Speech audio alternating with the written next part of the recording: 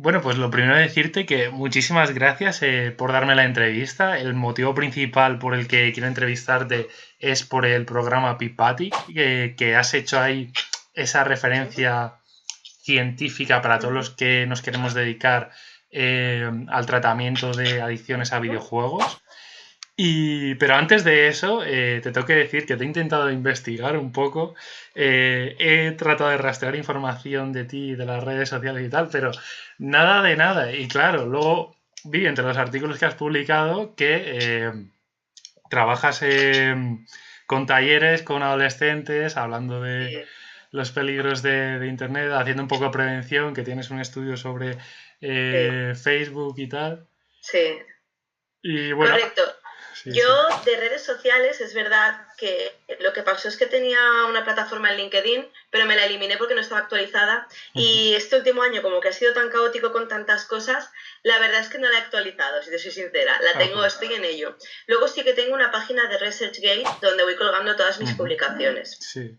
Entonces, para un poco que entrar en materia y tal, yo lo que he estado haciendo estos años principalmente fue que gané 2 becas de investigación, una Ujú. beca de investigación Blanquerna, que es mi universidad donde yo he cursado el doctorado, y luego una beca de la Fundación Ignacio Larramendi, de la Fundación Mafre, Ujú. para hacer el estudio del tratamiento de los videojuegos, es decir, el programa PIPATI.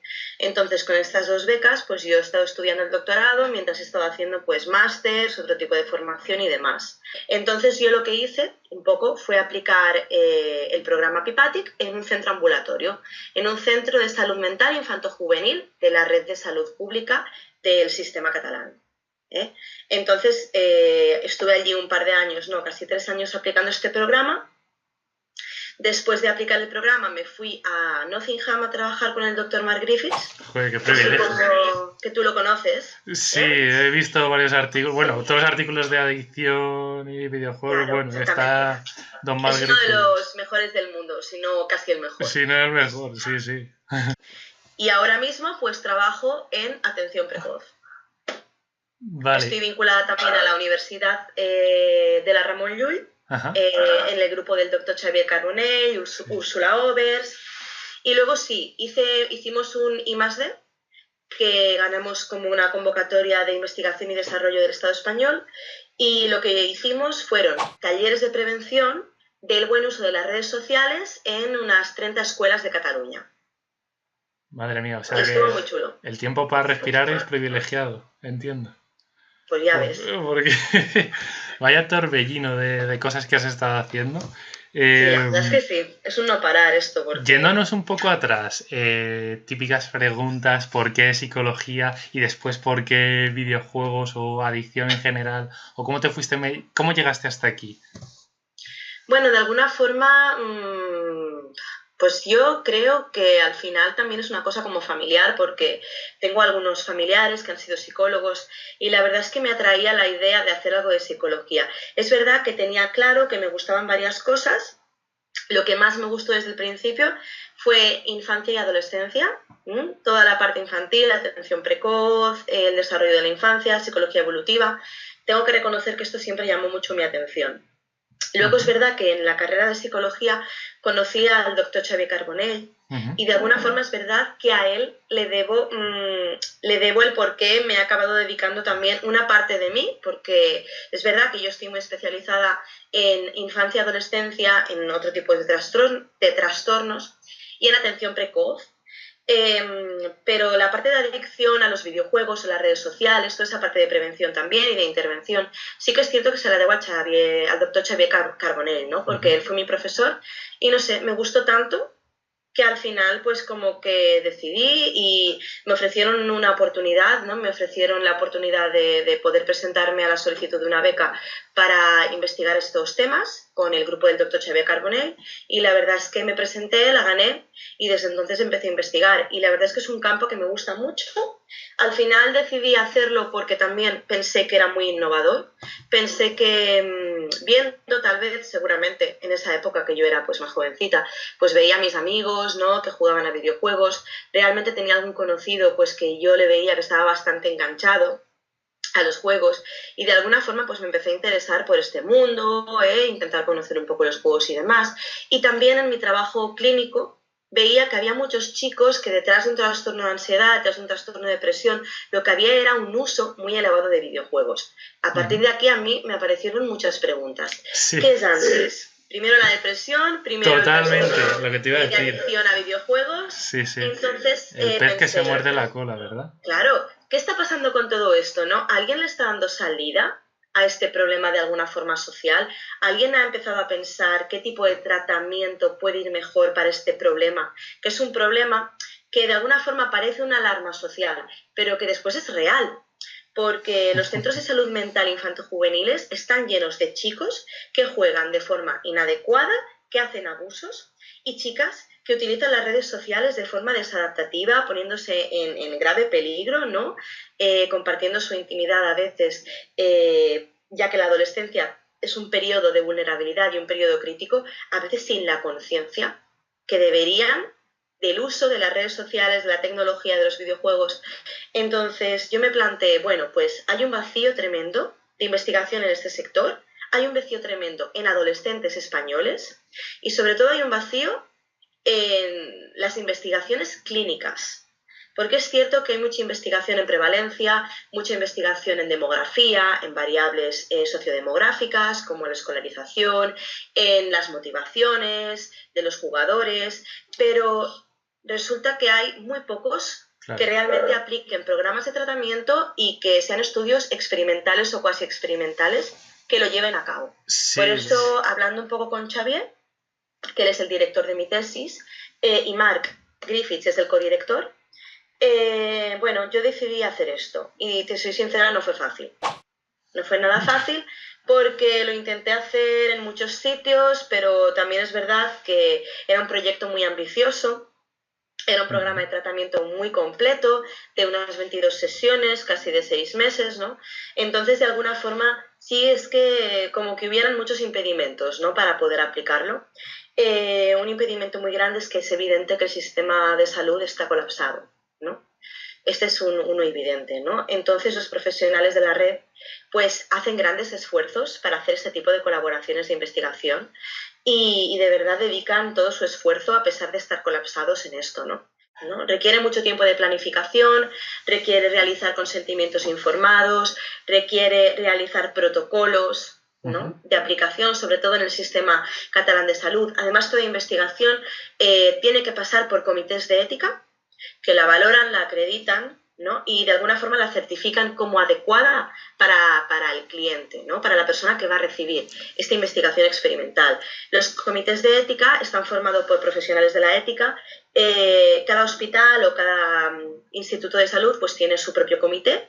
Entonces mi programa pasó por varios comités. Primero pasó por el de la universidad y luego pasó por el comité de ética de los centros en los que se iba a aplicar. Fue apto, un poco fue favorable el informe y pude aplicar el programa. Eso es un programa muy completo. Y has tenido la virtud de ser la primera en sacar algo, el referente científico y validado. Parecido, sí. Es verdad que han hecho un muy buen trabajo también en otros sitios, como por ejemplo en Corea. Como para no hacerlo en Corea. Tratamientos muy chulos, que es un tratamiento por steps, de forma escalera, ¿no?, de alguna forma. Y han hecho tratamientos muy chulos. Yo no es que haya hecho nada espectacular, es que lo que he intentado hacer es coger lo mejor de cada especialista, coger lo que recomendaban los más sabios del sector, que era, pues, hay que hacer un trabajo en inteligencia emocional para estos chicos, hay que hacer un trabajo en habilidad social, la mejor terapia o la más validada es la cognitivo-conductual. Y lo que he intentado hacer es poner un poco de orden en este sistema de que se dicen tantas cosas e intentar aplicar muchas cosas para ver si un programa más centrado en la persona, que trabaje las competencias de la persona y que no únicamente trabaje el tema de la adicción, es más efectivo que terapias que solo se focalizan en la adicción. Con lo cual el PIPATIC ha acabado focalizándose en la adicción, en la familia, en la habilidad social, el trabajo con los iguales, en el trabajo personal, que incluye gestión emocional, inteligencia emocional, autocontrol, gestión de las emociones, etcétera, etcétera, etcétera, ¿eh? Sí, y aunque todos los Y profesionales tuvieran en cuenta eso, o sea, a ti que va, se ha de reconocerte la virtud de haberte pegado el currazo de aglutinarlo todo, redactarlo todo, hacer la investigación. Entonces, claro, sí, claro que la mayoría de los profesionales doy por hecho y se dan por hecho todas esas cosas, pero y lo que sí que es haz cierto es tú que el es uno de los trabajo. pocos programas que tiene publicado el manual. El manual completo aún no está publicado, está pendiente de publicar. Se puede encontrar el manual completo en mi tesis doctoral. Pero ya tienes la tesis hecha, La tesis está ya publicada no la he en encontrado. la web donde se cuelgan todas las tesis doctorales, que creo que es TDX. ¿Vale? Ahí se puede consultar de forma totalmente gratuita y está el manual íntegramente publicado en español, Pues ¿vale? ahora Para el mismo, acceso pues de cualquier vamos a dar con profesional él. clínico que quiera aplicarlo. Qué guay. Entonces, es fácil y accesible para que cualquiera lo pueda consultar. Entonces, es uno de Pues los pocos trabajos a nivel estatal que ha publicado todo el tratamiento íntegro, que ha hecho un estudio cuasi experimental, una aplicación clínica, que ha presentado resultados de esto. Entonces, esto, pues sí que es verdad que ha sido un estudio muy interesante y muy completo porque conlleva todas las fases, ¿no? Que es el desarrollo y la aplicación y la evaluación del programa. claro, te decía antes lo de la formación, porque tú por este trabajo, o sea, podrías censurarlo y hacer pagar pasta a la gente, y lo has dado así el programa, y ahora me acabas de decir que no solo has dado el programa, sino que un manualaco entero para tenerlo como referencia, es que seguro que hablo por muchos psicólogos que te van a estar eternamente, profundamente agradecidos por Mm. tener ese referente.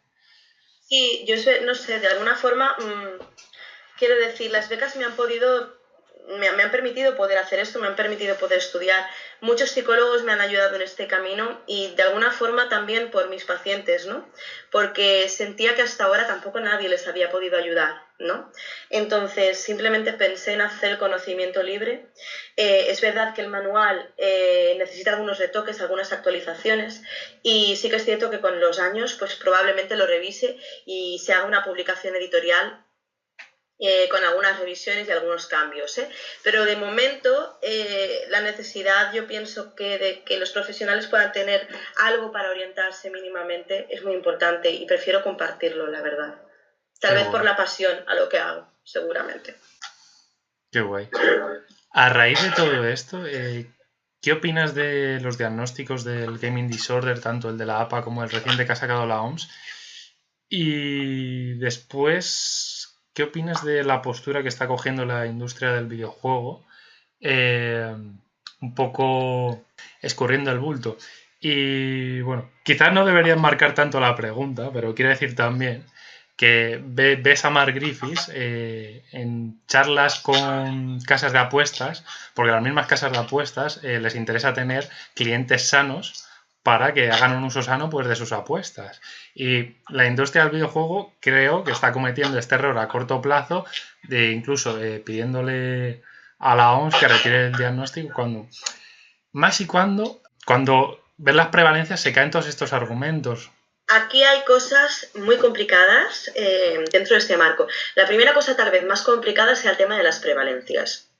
¿Por qué? Primero porque los estudios utilizan instrumentos distintos. Sí. Segundo, porque se estaban utilizando en esos momentos, tal vez seguramente, instrumentos que no acababan de estar todo lo perfilados que debieran para la adicción a los videojuegos. Y muchos de ellos estaban basados en antiguos criterios para el juego patológico. Que aunque sí que es verdad, hay muchas cosas que se comparten, también es cierto que hay muchas cosas que son diferentes, especialmente con el juego online, ¿no? Como por ejemplo la prevalencia del juego online es 24 horas, ¿no? Eso es un poco diferente a las apuestas que se inician y que terminan, ¿no? De alguna forma, esto es algo a tener en cuenta, ¿no? La accesibilidad de los videojuegos online. En muchos instrumentos esto no ha sido contemplado, por ejemplo, y muchas otras cosas, ¿no? Muchas otras variables. Ese es el primer error de la prevalencia. Luego, además de este error, yo lo que sí que veo es que se da un incremento en el mal uso. Lo que pasa es que hay una línea muy delgada en cuanto podemos diferenciar un mal uso a una adicción, ¿no? Malos usos, yo pienso que si nos enfocamos en malos usos, la prevalencia sería muchísimo más elevada. Vamos a ver, porque estamos hablando de adolescentes con vulnerabilidades, con trastornos muchas veces de ansiedad, de depresión. A veces, lo que también es cierto es que los adolescentes pasan por periodos adictivos, ¿no? Periodos adictivos cortos que cuando están tal vez en picos, los picos más elevados tal vez de la depresión, o están pasando por problemas emocionales muy importantes, se pueden llegar a refugiar en los videojuegos. Entonces, hacen picos muy elevados de abuso. Y tal vez durante un año, pues hay un chaval que se ha estado refugiando en los videojuegos y que tal vez daría positivo en adicción, ¿no? Entonces, en ese punto hay que valorar a nivel clínico cómo ayudar a este chico, por ejemplo, ¿no?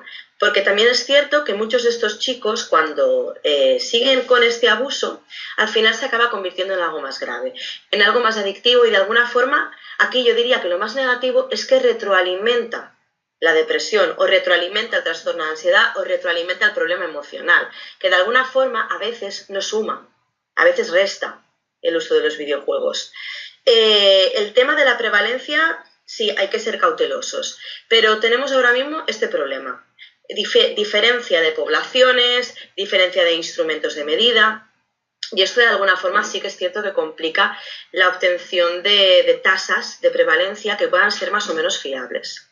De todas maneras, parece que la tendencia es estable, que las prevalencias se van manteniendo a lo largo de Europa. Vamos a ver, y yo pienso que es importante ir haciendo un seguimiento de las prevalencias para ver cómo va evolucionando este fenómeno. Sí, totalmente de acuerdo. Lo que sucede es que a nivel clínico sí que hay presencia, lo que a lo mejor no acaba de estar estudiada o detectada de la forma que pudiera, pero como a veces también el uso problemático de los videojuegos va de la mano con otras cosas, a veces no se acaba de detectar. Otra de las cosas que pasan en estos estudios es que utilizan muestras que no son clínicas. Son muestras extraídas de colegios, son muestras extraídas por ejemplo, de foros de internet, muchas veces. Sería muy interesante hacer algún estudio de prevalencia únicamente con población clínica, para saber si la población clínica hace un peor uso de las tecnologías que una población que no tiene ningún tipo de problema clínico, como las que están siendo valoradas ahora mismo. Respecto a lo que me comentabas de los diagnósticos del Internet Gaming Disorder, de la OMS y de la APA, yo pienso que es importante su inclusión, pienso que es importante que podamos ponerle nombre, ya que a nivel clínico los profesionales de la salud están detectando este problema y es un problema real. Lo único que sí que es cierto es que es necesaria mucha más investigación en los criterios diagnósticos, ¿no? De hecho, hay un artículo de Griffiths donde hay una crítica a los criterios diagnósticos que está muy bien. Y es muy interesante que todo el mundo pueda acceder a él, porque yo pienso que es una justificación muy buena y muy razonable de por qué hay que seguir estudiando los diferentes criterios diagnósticos. Pero también es cierto que si esperamos más a la inclusión de este problema, vamos a retrasar toda la investigación, porque no vamos a poder poner un nombre, porque no vamos a poder empezar a investigar tema de instrumentos, tema de diagnóstico. Entonces, claro, si tal vez se esperaban a las próximas ediciones, podríamos acabar teniendo este trastorno un poco diagnosticado o encuadrado en el manual de clasificación diagnóstica dentro de 6 años, ¿no? Entonces, de alguna forma, sí que es cierto que a nivel social, como se ha generado toda esta alarma, y a nivel clínico, los clínicos se están encontrando con este problema, yo sí que pienso que ha podido ser un acierto. Siempre con cautela, siempre con precaución a la hora de diagnosticar. Y sobre todo intentando formarse en este sector, en este tema, para diferenciar muy bien entre lo que es un uso y una adicción, porque a veces hay confusiones, a veces se trata de abuso y no se trata de adicción. A raíz de esto, ¿podemos concluir que estamos de acuerdo en que la industria de los videojuegos debería cambiar un poco esta actitud que yo digo de escurrir el bulto y de empezar a incluir mensajes como toma precaución, sé consciente de que si te pasas muchas horas jugando, pues haz otra cosa, no es bueno, etc. Porque yo, por ejemplo, cuando jugaba al World of Warcraft, cuando te metías en la pantalla del World of Warcraft en el universo, había unos mensajes en la barra de carga que te decían ten cuidado, pasar muchas horas jugando puede ser malo. y tal. ¿Pero tú Y le hacías caso a esos mensajes? bueno, yo cuando jugaba al World of Warcraft, que pillé la época buena, siendo adolescente, mucho caso no le hacía. No le hacen mucho caso, seamos sinceros. Es decir, estamos hablando de adolescentes, ¿no? Basta que casi que les digamos que no hagan algo para que lo hagan, ¿no? Sí que es verdad que yo pienso que la industria no debería descubrir el bulto, ¿no? Me parece que es importante que tomen conciencia de esa población pequeña que pueda hacer un uso muy grave, ¿no? Porque estamos hablando de que cuando se llega a una adicción son casos graves, ¿no? Incluso casos en los que se han tenido que hacer derivaciones a un hospital de día o hasta incluso a veces a centros psiquiátricos cuando hay agresiones físicas a familiares por seguir jugando y por continuar con la conducta adictiva. No, pienso que no deberían descubrir el bulto, pienso que tendrían que hacer toda una serie de políticas de prevención. Pero también es cierto que la tecnología ha venido para quedarse, los videojuegos han venido para quedarse, pienso que son una herramienta excelente para el ocio, para el entretenimiento, para sociabilizar. Pienso que los videojuegos hoy en día, incluso a veces, permiten acercar familias, ¿no? Típico hermano que está estudiando en Europa y el chico está jugando con su hermano a través de internet y gracias a que comparten un juego en común, pues se pueden comunicar por las tardes. Eso es maravilloso, ¿no? Porque no solamente es el hecho de hablar, no es el hecho de compartir aficiones con los amigos y, claro, nos encontramos con chavales de 12, 13, 14 años, 15 años que se encuentran después de clase para jugar, Sí, ¿no? totalmente de acuerdo. Eh, Y es algo que es positivo siempre que se haga con cautela. Entonces, aquí entra un tercer componente, ¿no? Que es qué hace la familia, qué hace también la educación, la red educativa. Seguramente sea importante hacer políticas de prevención en la industria del videojuego y ellos deberían tomar responsabilidad en la parte que les pertoca, pero también hay que olvidar que en cierta medida toda la educación, toda la prevención que puedan hacer los padres, todo lo que puedan compartir con sus hijos de aficiones, compartir momentos, escucharles, para que ellos también pues, se puedan expresar a nivel emocional sus preocupaciones, que los padres puedan contenerles, orientarles, ¿no? Así como también desde la escuela pueden hacer talleres, charlas de prevención para ayudar a los chavales. Yo pienso que eso es también una parte súper importante de la prevención.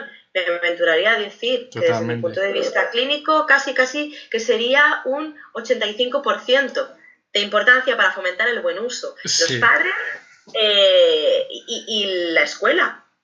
totalmente. Y bueno, viendo los datos del estudio este que tienes de los 30 casos, un 50% estamos hablando de chicos o chicas que tienen diagnóstico de Internet Gaming Disorder, es decir, que han puntuado, todos chicos, todos chicos Exactamente. entonces, que han puntuado más de 71, lo que es Claro. bastante, un 50% padres separados y un 39% han sufrido bullying, o sea, que son cifras que dices, lo que es, bueno, y en todas las adicciones en general, lo que es la importancia de los factores de protección, pues todo, y estudios con bueno, en qué no influirá el vínculo de apego y la identidad a la hora de desarrollar problemas, etc, etc, etc, Por etc, supuesto, toda la por literatura. supuesto, claro. Seguramente hay muchos chavales que no han podido desarrollar su identidad social en el grupo de iguales, porque han sufrido acoso, porque se han aislado, porque han sufrido problemas emocionales y no les ha permitido relacionarse de una forma adecuada, ¿no? Claro, después en el juego tal vez se sienten valorados y se sienten acogidos por una comunidad de iguales, ¿no? Hacen Ujú. amigos online, pueden jugar con compañeros del colegio. Entonces, de alguna forma, se convierte en un refugio para todos estos chicos, sobre todo cuando hay tantos problemas emocionales. Ujú. Vale, para ir acabando, que no te quiero quitar más tiempo, que Quedan habías... 10 minutos, no te preocupes. ¿Quedan 10 minutos? Ah, bueno. Si tuvieras que decir, si tuvieras que dar un mensaje así a la sociedad entera sobre los videojuegos, lo que haces tú o lo que quieras, si tuvieras que dar un mensaje a la sociedad entera, así como el discurso del rey en Navidad, Ah, venga, mira, como los Goya, ¿no? por ejemplo. Bueno, yo pienso que los videojuegos son maravillosos, pienso que vienen para quedarse, pienso que podemos hacer las cosas mucho mejor de lo que lo estamos haciendo. Y pienso que es un instrumento de ocio maravilloso, que es entretenido, que hoy en día hay una oferta maravillosa de juegos, ¿no? Que tenemos juegos históricos, que tenemos juegos bélicos, yo que sé, juegos de trabajo en equipo, juegos cooperativos, juegos competitivos, ¿no?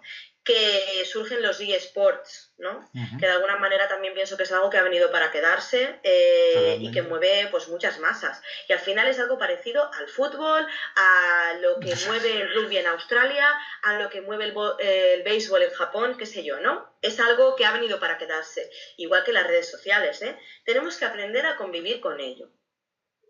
Yo eso es lo que pienso. Hay que aprender a convivir con ello de una forma saludable.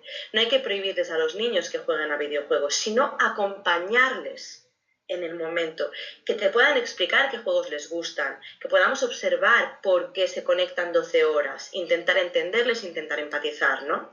Normalmente cuando hay un uso tan elevado es por algo, es porque los chicos tienen sus amigos allá, es porque hay algún problema emocional. Y también, sobre todo, también porque los propios videojuegos tienen algunos mecanismos adictivos. Sí, totalmente. Entonces, sí, hay que usar la tecnología, pero es importante que estemos alerta, es importante que lo hagamos con cabeza, es importante que intentemos hacer usos saludables. Pienso que lo podemos hacer muchísimo mejor todos, tanto a nivel de prevención estatal, pienso que se debería hacer muchísima más prevención de la que se hace, a nivel de la red de educación. Pienso que también se podrían hacer muchas más propuestas educativas. De hecho, hace poco unos amigos han empezado a implantar talleres emocionales en una comunidad cercana a Barcelona, para niños muy chiquititos. Talleres emocionales, ¿no? De alguna forma, cómo la educación emocional también puede ayudar después en la adolescencia. Los videojuegos han venido para quedarse, pero a nivel clínico necesitamos más investigación, hacer muchos más estudios experimentales aplicando nuevos tratamientos y propuestas, reafirmar lo que hemos hecho, que en este caso sería pues intentar volver a aplicar pues, el programa PIPATIC, que ha tenido una buena acogida, que es un programa bastante completo, o otras propuestas que estén bien y que estén también valoradas a nivel científico, que hayan sido aplicadas en casos reales. Pienso que nos queda mucho por investigar, pero también es cierto que se necesitan ayudas para poder seguir investigando. ¿Vas a hacer en el futuro alguna formación respecto a máster en tratamiento de adicción a videojuegos? La verdad es que es un tema complicado, porque realmente no pienso que dé para un máster. De alguna forma, es una formación que cualquier clínico debería de hacer, porque hoy en día te encuentras con adultos, con adolescentes, que cuando rascas, cuando exploras, cuando haces diagnóstico, cuando haces valoración, hay un uso muy elevado. Y ese uso retroalimenta el problema principal, o a veces es el problema principal, ¿no? Entonces, como clínico, yo sí que recomiendo que siempre intentemos explorar el uso de las tecnologías, porque a veces lo pasamos por alto, lo omitimos, pero recordemos que las tecnologías están totalmente adaptadas a la sociedad y es importante que cuando nos encontramos con un paciente podamos explorar siempre ese punto.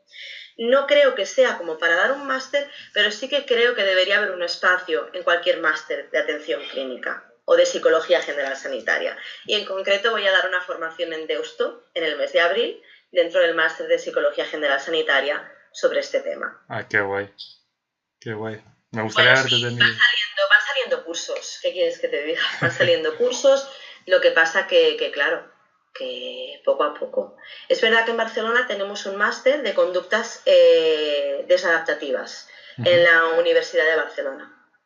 Que no solamente hace hincapié en el tema de la adicción a los videojuegos, sino que también hace hincapié en las adicciones a las tecnologías en general, juego patológico, dependencia emocional, tema de sectas, etcétera, etcétera. Está bastante bien. Qué guay. Ya por último, para acabar, ¿a qué videojuegos ha jugado Alexandra? Yo, la verdad, he jugado a los típicos de móvil. He jugado al Candy Crush. Recuerdo que de pequeña jugaba mucho con mi hermano a la Play, ¿no? Jugábamos mucho a Crash Bandicoot, jugábamos mucho al Mario Kart, juegos cooperativos y la verdad que lo pasábamos muy bien. Luego también he llegado a jugar algún Resident Evil, con alguna pareja en plan cooperativo, ha sido muy divertido también, Qué guay. Bueno, pues nada más, Alexandra. Muchas gracias por este ratito. das mogollón de información y se hace Ya, ya. súper fácil. No, no te lo han dicho nunca, ¿no? No, sí, me lo dicen mucho. De hecho, mi director siempre me dice que sintetice, pero me cuesta sintetizar, la verdad. No, no, está fenomenal, porque, bueno, o sea, ha quedado todo súper completo y súper bien. Y, y por lo que a mí respecta, creo que va a sumar mogollón en el canal, que quiero abrir. Es que, bueno, no te he contado nada porque nos hemos conocido así con las prisas y tal. Ya lo sé, lo siento, me sabe Pues, fatal. nada, no te preocupes. La idea es un poco healthy gaming. Va a ser el canal, juego sano. Y juega sano para jugar mejor y para divertirte más. Tanto. Y, y bueno, tratando todos estos temas, haciendo un poco amena todos estos ámbitos científicos de la psicología y tratarlos a través de una comunicación más dinámica para que sea más digerible a través de YouTube. Es una buena Y idea. sí, y Y pienso que también es importante, ¿no? Que la gente pueda ser consciente de que hay que hacer un uso adecuado, ¿no? Que no es malo jugar, ¿no? Que no se sientan culpables por jugar, ni mucho menos, ¿no? sí, Lo yo me he que sentido muy culpable muchas veces. hay que mantener un equilibrio, ¿no? Es decir, un chaval puede jugar 5 horas, pero trabaja, lleva su vida diaria normal, Ujú. se ducha, quiero decir, tiene su piso limpio, tiene todo organizado, se plancha su ropa. Si su ritmo de vida le permite jugar 5 horas, no hay ningún problema, ¿no? Al final cada uno decide un poco cómo quiere vivir, ¿no? No hay que juzgar a la gente por ello. Pero es verdad que también hay una alarma, ¿no? Como persona, que yo pienso que tenemos que autoconocernos para saber cuándo esa alarma se enciende, ¿no? Y cuando ya estamos haciendo un uso excesivo, que nos hace sentir irritables cuando jugamos, que nos hace que nos cabreemos cuando perdemos una partida y que seamos capaces de romper el ratón, ¿no? Que cuando nos interrumpan y nos llaman no somos capaces de coger el teléfono porque estamos en medio de un arranque, qué sé yo, ¿no? Al final yo pienso que esa es la alarma, ¿no? Que hay que conocernos, ¿no? Y para saber cuándo llegamos a ese punto en el que no estamos bien ya con los juegos. Pues muchísimas gracias de nuevo, Alessandra. Ha sido totalmente un placer. Espero que sigamos en contacto. Si se van saliendo nuevas cosas, pues te pondré un WhatsApp o lo que sea. Y ya si acaso hacemos una segunda parte o cualquier cosa. Álvaro, Y nada, muchísimas gracias. sí, yo pienso que daría mucho más para hablar, ¿eh? Así Totalmente, que sí. Cada ya uno de me los temas en comentarás, específico. ¿vale? Bueno, Fenomenal. Álvaro, un placer, te tengo que dejar, ¿vale? Que Vale, vaya fenomenal. genial. Pásatelo muy bien. Chao, hasta luego. Gracias, adiós.